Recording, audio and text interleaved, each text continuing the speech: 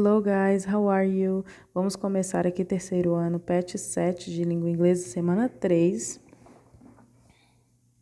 Nas 2 semanas anteriores, você leu 2 textos em que aparecem sentenças do futuro.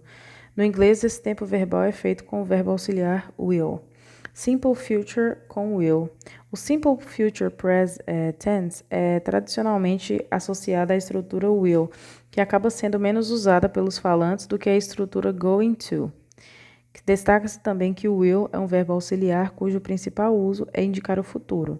Assim, will deve sempre acompanhar um verbo principal no infinitivo sem a preposição to. Por exemplo, Greta will come to Brazil. Greta virá para o Brasil.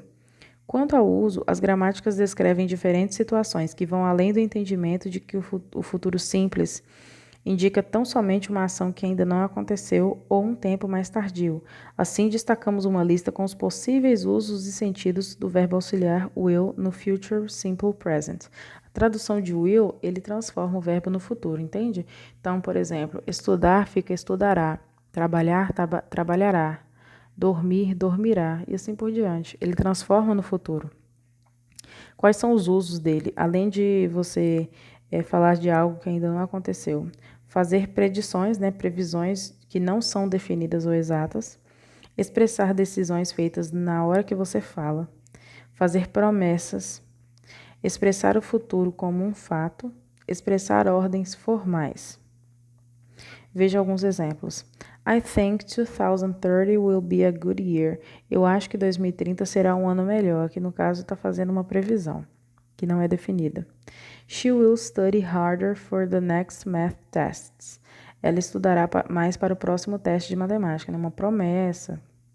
Forma afirmativa. Lembre-se de que o verbo auxiliar will acompanha um verbo principal no infinitivo sem a preposição to. Então, a gente vai usar ele antes do verbo normalmente, tá? Sem acrescentar nada entre eles.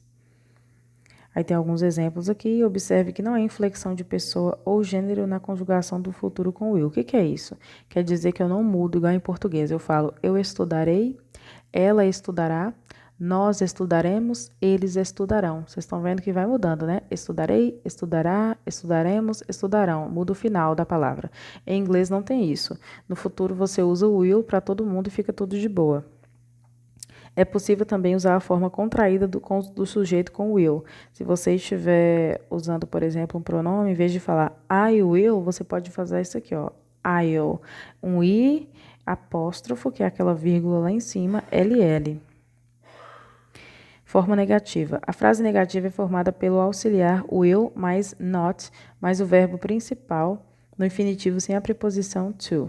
Por exemplo, I will not clean the house on Saturday. Eu não vou limpar a casa no sábado. Essa palavra, gente, will mais o not, você pode transformar em won't, que é W-O-N apóstrofo lá em cima T, que é o que eu usei aqui no exercício, tá? Na forma interrogativa, vocês vão trocar de ordem o will e o sujeito. Então, quando você quer fazer uma pergunta para alguém, né? O que ela vai fazer, o que você vai fazer, o que vai acontecer, sempre comece a pergunta com will, tá? Não comece a pergunta com o nome da pessoa ou com you, que é você. Vamos agora às atividades. Após ler com atenção sobre o futuro simples, responda as questões abaixo. Escreva verdadeiro ou falso. O verbo auxiliar que indica futuro é going to. Então, é e não é. Ele indica futuro. Esse going to significa vou, vai, vamos, fazer alguma coisa. Mas, como o foco aqui é o will, né? Going to não é auxiliar, então é falsa, tá? Só para vocês saberem, ele também indica futuro. Letra B. O futuro simples indica tão somente uma ação que ainda não aconteceu. Falso, ele é utilizado para falar de promessas, fazer previsões. C. Há inflexão de pessoa ou gênero na conjugação do futuro com will, ou seja, eu mudo o verbo se for plural, singular, feminino, masculino. Falso. Letra D. O will deve sempre acompanhar um verbo principal no infinitivo sem a preposição to, verdadeira.